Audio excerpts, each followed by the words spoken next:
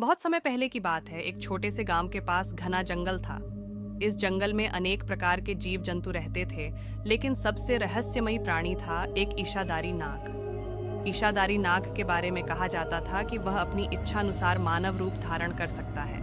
उसकी माया और शक्ति के कारण लोग उससे भयभीत रहते थे, लेकिन उसे देखने की लालसा भी रखते थे। गांव में रहने वाला एक युवक अर्जुन बहुत जिज्ञासु था।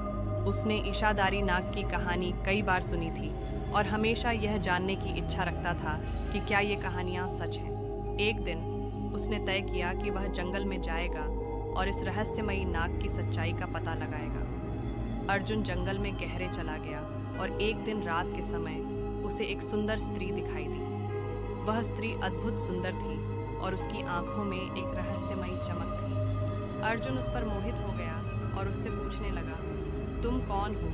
इस घने जंगल में अकेली क्या कर रही हो? उस स्त्री ने मुस्कुराते हुए कहा, मैं वही हूँ जिसे तुम ईशाधारी नाग कहते हो।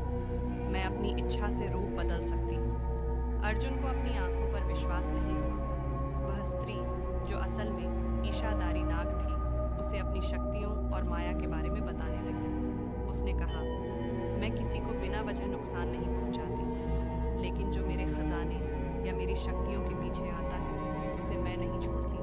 अर्जुन को यह सुनकर डर लगा, लेकिन उसने हिम्मत जुटाई और कहा, मैं तुम्हारे खजाने या शक्तियों के पीछे नहीं आया हूँ। मुझे सिर्फ यह जानने की इच्छा थी कि तुम सच में अस्तित्व में हो या नहीं। ईशाधारी नाग ने उसकी सच्चाई को पहचाना और उसे नुकसान नहीं पहुंचाया। उसने अर्जुन को आशीर्वाद दिया और कहा, तुमने अपने दिल की बात मुझसे बिना किसी छल के कही, इसीलिए मैं तुम्हें क्षमा करती हूँ और यह वचन देती हूँ कि तुम्हारे गांव पर कभी कोई संकट नहीं होगा। अर्जुन ने ईशाधारी नाग का धन्यवाद किया और गांव वापस लौट आया। उसने गांव वालों को ईशाधारी नाग की सच्चाई बताई और सभी ने मिलकर उसकी पूजा करना शुरू कर दिया।